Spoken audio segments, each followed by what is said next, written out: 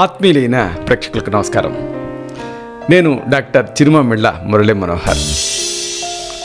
ఈ కార్యక్రమంలో ఒక ఆసక్తికరమైన ముఖ్యమైన విషయాన్ని తెలుసుకుందాం. ఈ మధ్య రకరకాల అపోహలు, రకరకాల నమ్మకాలు వ్యాప్తిలో ఉన్నాయి. నీళ్ళు ఎప్పుడు తాగాలి? భోజనానికి ముందు తాగాల, తర్వాత తాగాల, మధ్య మధ్యలో తాగాల, అసలు నీళ్ళు ఎలా తాగాలి?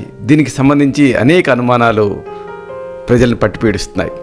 ఈ కార్యక్రమంలో ఈ తాగే విధానం గురించి తెలుసుకుందాం.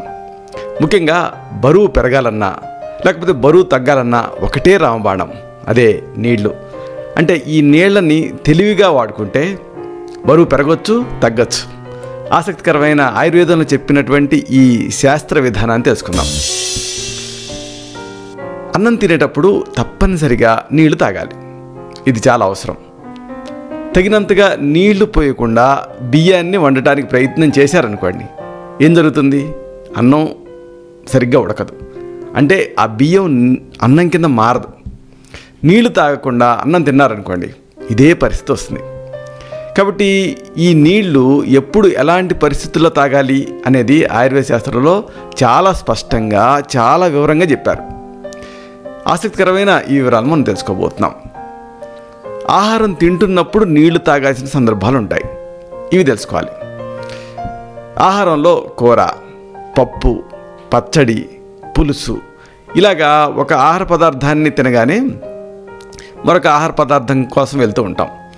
ఇలాగ ఒక ఆహార పదార్థాన్ని తినగానే కొద్దిగా నీళ్లు తాగితే అప్పుడు నోరు కడుక్కుంటున్నట్టు అవుతుంది, అంటే క్లీన్ అవుతుంది. ఇప్పుడు మనం ఆ బఫే భోజనాలలో వీటిలలో ఒక ప్లేట్లు ఉంటాయి కదా, ఏదన్నా ఒక కూర తిన్న తర్వాత ఇంకొకటి ఫ్రెష్గా తినాలనుకుంటే ఆ ప్లేట్ పక్కన పడేసి మళ్ళీ ఇంకొక ప్లేట్ తీసుకుంటాం. అలాగా ఒక కూర తిన్న తర్వాత మళ్ళీ రెండో కూర తాలూకు రుచిని మనం ఆస్వాదించాలంటే అప్పుడు కాస్త ఒక గుక్క నీళ్ళు తాగాలి. అప్పుడు నోరు కరుక్కున్నట్లుగా అవుతుంది. నాలుగు మీద అంతకు ముందు తిన్న ఆహార పదార్థం రుచి మిగలకుండా ఉంటుంది. అప్పుడు వేరే ఆహార పదార్థాన్ని తిన్నారనుకోండి, దాని రుచి దాని కింద ఉంటుంది.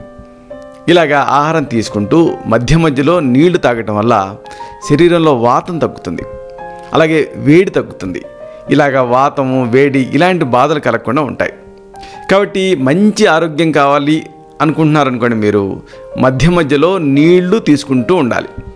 మధ్య మధ్యలో ఆ నీళ్ళని తాగకూడదు, తీసుకుంటూ ఉండాలి. అంటే ఒక గుక్క తాగుతూ ఉండాలి. ఇది మంచి పద్ధతి, ఉత్తమమైనటువంటి పద్ధతి. శరీరం లావుగా అలాగే సన్నగా కాకుండా మీ శరీరం సమానంగా ఉందనుకోండి, అప్పుడు మీరు పాటించాల్సినటువంటి పద్ధతి ఇది. కాబట్టి ఈ నీళ్లు తాగే విషయంలో మీరు మధ్య మధ్యలో మీరు ఒక గుక్కడు నీళ్లు తాగుతూ ఉంటే, ఒకవేళ మీది అతి లావుగా కాకుండా అతి సన్నగా కాకుండా మధ్యస్థంగా ఉండే శరీరం అయితే ఇలా తాగండి. ఇక మరొక విధానం, ఆహారం మొదట్లో నీళ్లు తాగాల్సినటువంటి సందర్భాలు, వీటిని కూడా తెలుసుకుందాం. బాగా లావుగా ఉండటం అంటే స్థూలకాయం, అలాగే పొట్టలో రక్తంలో కొవ్వు బాగా పెరిగిపోవటం, ఇలాంటి వాళ్ళకి ఆహారాన్ని తక్కువ తీసుకోమని ఎదుటి వాళ్ళు సలహా చెప్తూ ఉంటారు. మామూలుగా మన కుటుంబ సభ్యుల్లో కానీ మన స్నేహితుల్లో కానీ ఎవరైనా లావుగా ఉంటే మీరేం సలహా చెప్తారు? ఫుడ్ కాస్త తగ్గించరా అంటారు.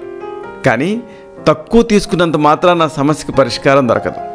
ఎందుకంటే ఆకలిగానే ఉంటుంది కదా, మరి ఆకలి సంగతి ఏమిటి?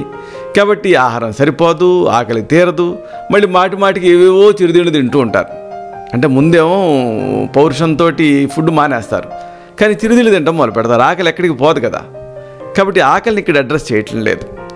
కాబట్టి ఇలా కడుపు నింపుకోవడానికి ప్రయత్నం చేస్తూ ఉంటారు. కాబట్టి మరింత స్థూలకాయలు అవుతూ ఉంటారు. డైటింగ్ చేస్తే ఒళ్ళు పెరుగుతుందండి డాక్టర్ గారు అంటూ ఉంటారు నా పేషెంట్ చాలామంది. ఇలాగా కంప్లైంట్ చేస్తూ ఉంటారు. ఇది సహజంగా జరిగేటటువంటి పరిణామం. అలాంటప్పుడు ఈ ఆకలిని తగ్గించుకోవాలి. దీనికి ఆయుర్వేదం ఒక చక్కటి సలహా ఇస్తుంది, ఒక మంచి ఉపాయం ఉంది దీనికి. భోజనం చేయడానికి ముందు, కంచం ముందు కూర్చున్న తర్వాత నీళ్లు తాగండి, కాస్త ఎక్కువగానే తాగండి. నీళ్లతో కడుపు నింపుకున్న తర్వాత అప్పుడు అన్నం తినడం స్టార్ట్ చేయండి. ఇంకేముంది, దీంతో ఆకలి చచ్చిపోతుంది. అంటే తిండి మీద నియంత్రణ వస్తుంది. భోజనానికి ముందు నీరు తాగితే శరీరం కృషిస్తుంది, అంటే ఒళ్ళు తగ్గుతుంది అని ఆయుర్వేద శాస్త్రం చెబుతుంది. అయితే ఒకవేళ మీరు బాగా ఆకలి మీద ఉన్నారనుకోండి, మంచి ఆకలి ఉందనుకోండి, మంచి ఆకలి మీద తినాలని కూర్చున్నారు, అప్పుడు మీరు ఎక్కువ నీళ్ళు తాగలేరు. అప్పుడు ఏం చేస్తారంటే 1 లేదా 2 ముద్దలు తిని అప్పుడు ఈ నీళ్ళు తాగండి. ఇక ఆహారం చివర్లో నీళ్లు తాగాల్సిన సందర్భాలు కూడా ఉంటాయి.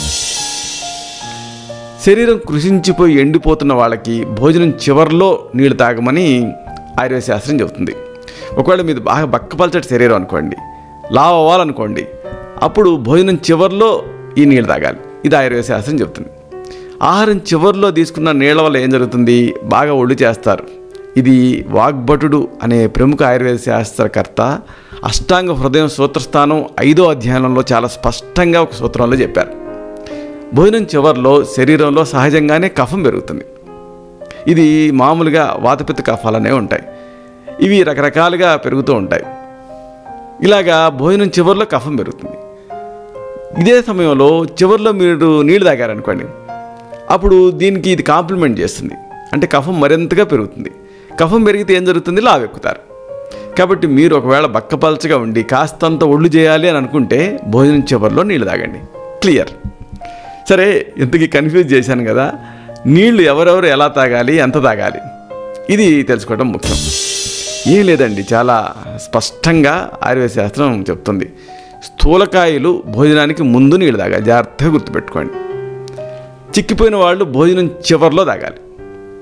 ఒకవేళ మీరు సమంగా ఉన్నారనుకోండి, అంటే మీరు లావుగా లేరు, సన్నగా లేరు, మధ్యస్థంగా ఉన్నారు, అప్పుడు మొదట చివర కాకుండా మధ్య మధ్యలో నీళ్ళు తీసుకుంటూ ఉండాలి. నీళ్ళు తాగుతూ ఉండాలి. గుక్కలు తాగుతూ ఉండాలి. ఎక్కువ కాదు.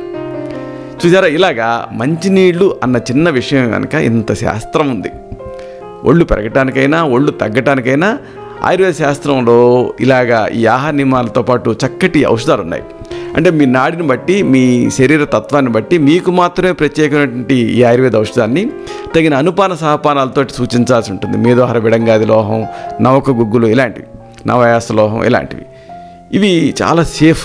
అంటే వేరే ఇతర ఈ అలోపతిక్ డ్రగ్స్ లాగా హెపటైటిస్ సెంటర్స్ని తగ్గించడం ఇలా చేయవు. కాబట్టి ఈ ఆయుర్వేద సూచించినటువంటి ఈ ఔషధాలను వాడుకుంటూ పథ్యాపథ్యాలను పాటిస్తే ఈ స్థూలకాయం మీద అంతిమ విజయం సాధించవచ్చు. అలాగే మీరు ఎంత ప్రయత్నం చేసినప్పటికీ లావు అవ్వకపోతుంటే కూడా లావు అవ్వచ్చు. ఇలాగా నాకు వీలైనప్పుడల్లా ఈ వీడియోలను అప్లోడ్ చేస్తూ ఉంటాను. ఎందుకంటే కన్సల్టేషన్ టైంలో ఏ డాక్టర్ అయినా 5 నిమిషాలు, మహా అయితే 15 నిమిషాలకి మించి టైం కేటాయించలేడు. కానీ ఒక విషయం మీకు తెలియాలంటే ఆ విషయానికి సంబంధించిన సమగ్రమైనటువంటి అవగాహన మీకు ఉండాలి. దానికి నేను ఎంచుకున్న విధానం ఈ వీడియోలోని సమాచారం నచ్చుతుందని మీకు అనిపిస్తే ఈ ఛానల్ని సబ్స్క్రైబ్ చేసుకోండి. అలాగే వీడియో తాలూకు లింక్ని మీ సర్కిల్స్తో షేర్ చేసుకోండి. అప్పుడు దీంట్లోని ఈ విలువైన విషయాలు వాళ్ళకు కూడా ఉపయోగపడతాయి. ఇలాంటి మరొక ఆసక్తికరమైన విషయాన్ని తిరిగి ఇదే కార్యక్రమాల పరంపరలో మనం కలుసుకున్నప్పుడు సవివరంగా, సహేతుకంగా, సమగ్రంగా తెలుసుకుందాం. శతం జీవ శరదో వర్ధమానః, శతం హేమంతాన్ శతం వసంతాన్. 100 శరతులు, 100 హేమంతాలు, 100 వసంతాలు వర్ధిల్లుతూ జీవించండి.